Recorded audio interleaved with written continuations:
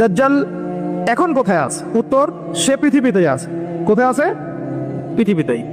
কোথায় আল্লাহ পাক রেখেছেন আমরা জানি না, কিন্তু সে যে পৃথিবীতেই আছে তা প্রমাণ তামিম দারির একটা হাদিস। তামিম দারি রাদিয়াল্লাহু আনহু একটা দ্বীপের মধ্যে দাজ্জালকে বন্দী অবস্থায় দেখেছেন।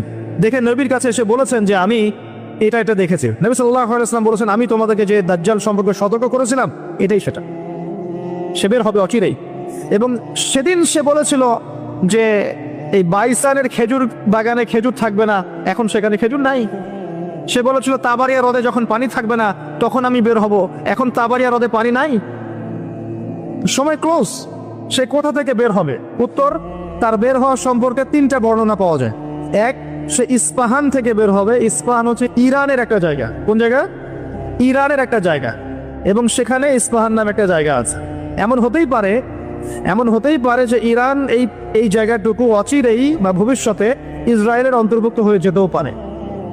কেন? 1974 সালে আরব ইসরায়েল যুদ্ধের সময় কি সিরিয়ার ওই যে আপনার গোলান মালভূমি, মিশরের সিনাই উপত্যকা, এগুলো কি ইসরায়েলের অন্তর্ভুক্ত ছিল?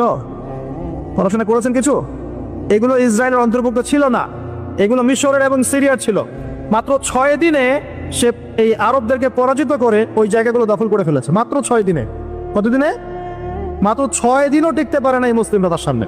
তো দেখুন, 6 দিনে এটা করতে পেরেছে 1974 সালেই, আর এখন তো 2022 চলছে। তো ইস্পাহানের ওই জায়গা যে ওর অন্তর্ভুক্ত হয়ে যাবে না, কে গ্যারান্টি দিবে? হতেও পারে।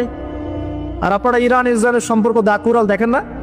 দাকুরাল সম্পর্ক কে জানে? আচ্ছা, আরেকটা বর্ণনা এসেছে সে বের হবে খোরাসান থেকে। খোরাসান মূলত এই জায়গাটুকুর মধ্যেই পড়ে যায়। আরেকটা হাদিসের মধ্যে আছে শাম এবং ইরাক। ইরাক এবং শাম। শাম মানে যে প্যালেস্টাইন, লেবানন, জর্ডান, এই পুরো জায়গাটার নাম শাম। এই অংশটুকুর মধ্য থেকে, এর মাঝখানে একটা রাস্তা থেকে দাজ্জাল মানুষের রূপে আত্মপ্রকাশ করে।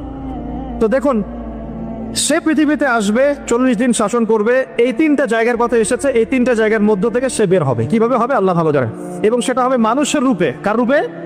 মানুষের রূপে। সে কি হবে? সে একজন ইহুদি যুবক হবে। কি হবে? সে কোনো খ্রিস্টান হবে না, বুদ্ধিস্ট হবে না, মুসলিম হবে না, সে অন্য কোনো রিলিজন ফলো করবে না। সে একজন ইহুদি যুবক হবে, যার চুলগুলো হবে কার্লি, মানে কোকরান। কি হবে? চুলগুলো কোকরান। তার ফিজিক্যাল স্ট্রাকচার খুব শক্ত হবে, মানে স্ট্রংলি বিল্ড, খুব শক্তিশালী। এখন নবীজি বলছেন সে কাদেরকে নিয়ে বিশ্ব শাসন করবে? উত্তর, সে জিউসদেরকে নিয়ে বিশ্ব শাসন করবে। কাদেরকে নিয়ে? জিউস কারা? জিউস মানে শুধু ইহুদিরা নয়, এটা একটা ভুল ধারণা।